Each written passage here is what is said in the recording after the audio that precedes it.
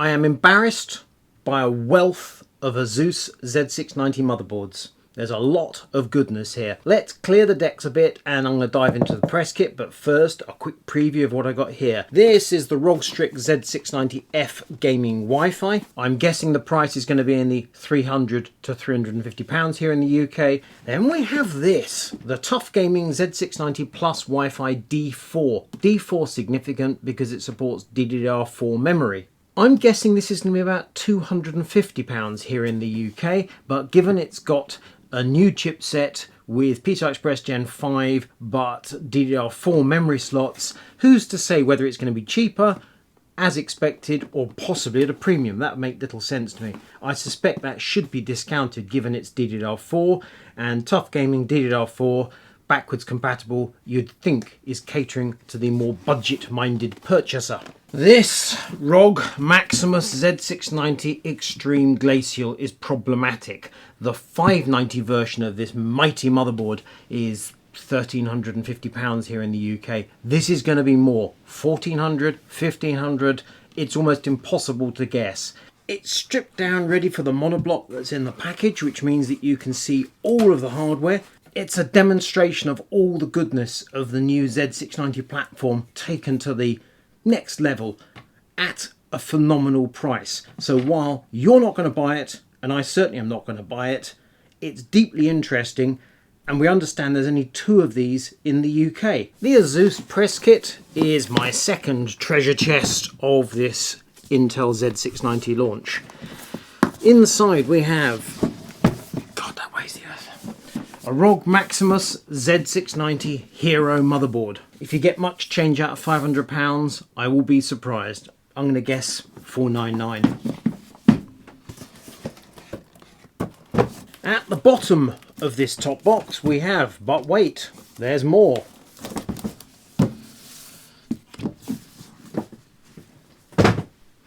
And that more consists of this cooler.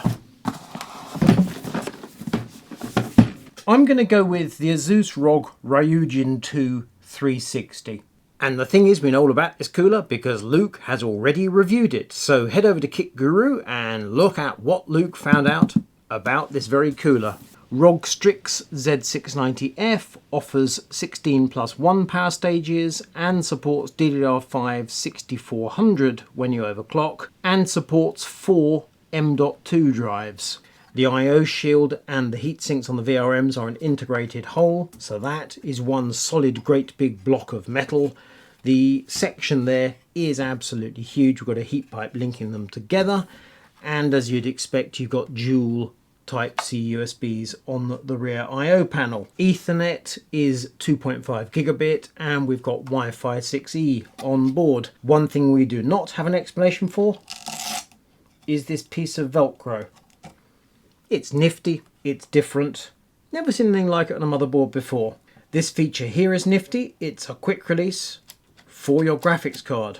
Connects there, you see? That is something that I think is absolutely admirable. Because reaching in to flick the catch to release your graphics card can be an absolute nightmare of a job. This is a fairly expensive motherboard. It's got a decent level of hardware. And the ridiculous thing is, it's that nifty little gizmo there, which probably cost $1, that I immediately am drawn to. ASUS has provided information about their range of Strix products, but not their tough gaming. So I've got the box, the board, and the user guide. And I'm not certain what the VRM setup here is. Obviously I can count up to 17. I'm not sure if it's 16+1 because we have a full array of graphics outputs. So when I dive further into this board at a later date, I'm sure I'll discover more.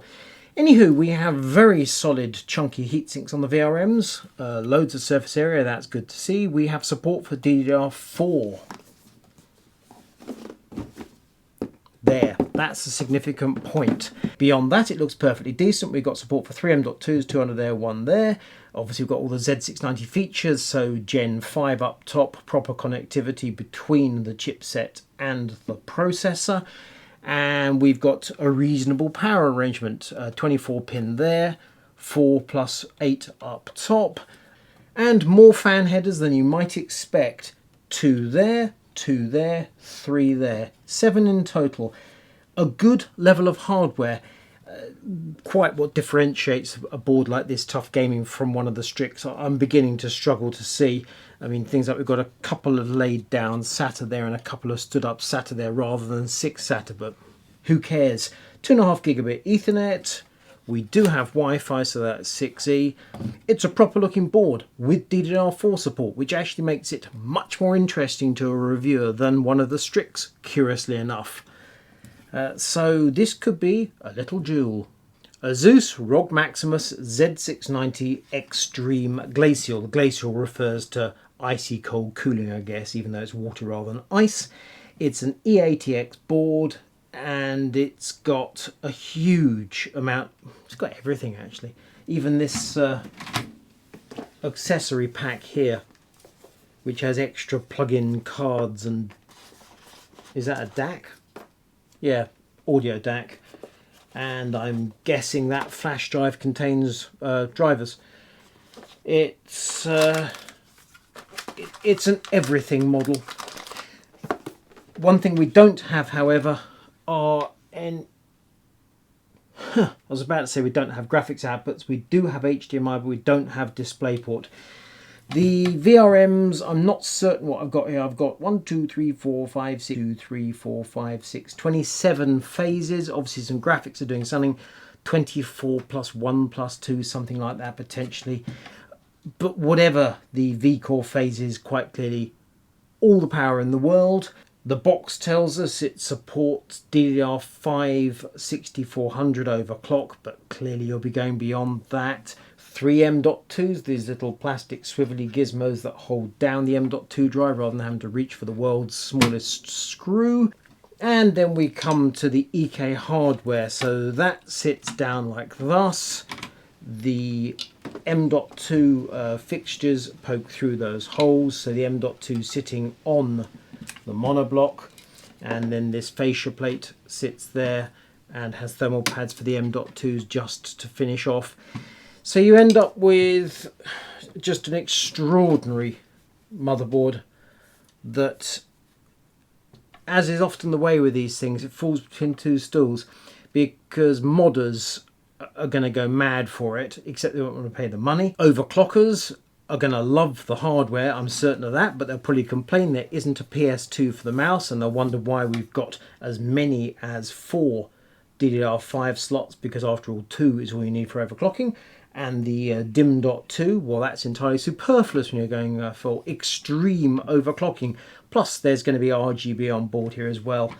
The connector there being the clue. This is going to light up like a Christmas tree. So it's got an awful lot of glitz with an awful lot of go and a monumental price tag. And I hate to say it, but I might have to return to the Glacial to do a proper review on it, which is going to be an uphill struggle if the thing is truly priced at £1,700. That's going to be difficult to handle. Comments below if you want to see a review of the Glacial. Make your case for why I should do this. ROG Maximus Z690 Hero. This is the board that comes in the ASUS Reviewers Kit, the one they want us to test processors with. Not sure I necessarily do that, but that's what they want. And the reason is it's a Strix on steroids. But the question to me is, what do you get for the extra 100 to maybe 150 pounds that you pay for the Hero over and above a Strix? Because the Strix have got all the features that you need in this world, plus extras. This Hero has extras. So for example, you have one of these M.2 PCI Express cards. You can add in yet more storage, and it's got some nifty aluminium heatsinks on it. Feels really nice. The board, for example, has, so in addition to 2x8 EPS connectors, which is what you'd expect, you've got the 24 pin there, you've got your micro buttons, you've got your postcode debug, you've got more fan headers than you can shake a stick at. You've also got their PCI Express power. And then if we look down here, oh, we've also got that little release gizmo we've seen before for the graphics card. And then we've got a second graphics slot, which is a conventional job, because of course you need SLI, don't you, in 2021. So that's the point at which you ask yourself, what's that extra power connector for? Do the EPS and the 24 pin not handle the motherboard? After all, every other motherboard in the market doesn't have PCI Express power to the board. How much power do your graphics require? 300 watts? 400 watts?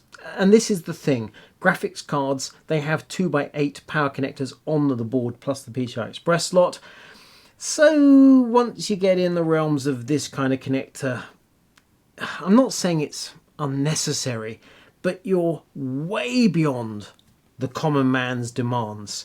And that's why this board costs £500. So it's over-endowed in every single department. Now, we have seen with the family of ASUS boards for the 600 series that you get this hefty, great big heatsinkery on your VRMs, the integrated I/O, in this case that's going to be some OLED in there, no doubt, and you have the I/O panel is just fully featured. So every single thing you need, but £500. How much M.2 storage do you require? After all, these new boards are typically going from 3 to 4, maybe even 5 M.2s. This is overkill. But of course, plenty of you like overkill. You might say, I'm paying £600+ for a processor. What is it if I pay 500 rather than 400 for a motherboard, particularly when I'm chucking hundreds and hundreds of pounds at my M.2 storage? And that's a reasonable point. So this is expensive. ASUS wants me to review the Core i9-12900K in this board. And the thing is, I'm weak. I'm probably going to do it because it looks and feels absolutely amazing. That was a whistle-stop tour through the ASUS Press Kit. Impressive series of hardware, and this is just scratching the surface of what they got to offer with this new generation of motherboards for Intel's Alder Lake 12th gen hardware. Gonna get busy now with reviews, so you'll be seeing at least one of these motherboards again in the very near future.